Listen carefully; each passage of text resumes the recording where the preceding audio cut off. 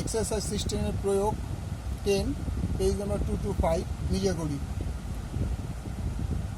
যদি কোনো লম্ব বৃত্তাকার শঙ্কুর ভূমির পরিধি 2.2 মিটার এবং উচ্চতা 45 ডেসিমিটার হয়, তবে এই লম্ব বৃত্তাকার শঙ্কুর আয়তন হিসাব করে দিতে। তাহলে একটা লম্ব বৃত্তাকার শঙ্কু, এর উচ্চতা h, তির্যক উচ্চতা l, ব্যাসার্ধ r।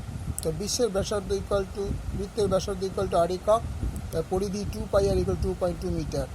তার 2 × পাই হচ্ছে 22,000 × r = 2.2, তাহলে বা 2 × 2 22 × 2 মানে 44/7 × r = 2.2, r = 2.2 × 7/44।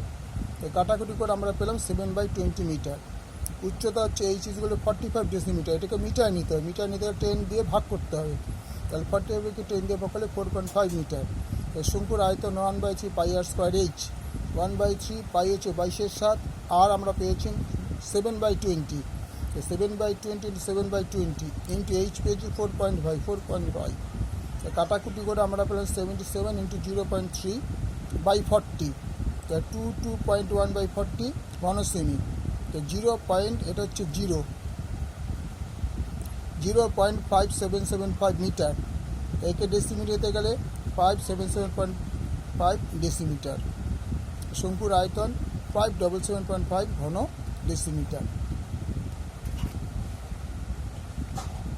পুরো অঙ্কটা একবার দেখে নাও, নিজে করি প্রথম থেকেই।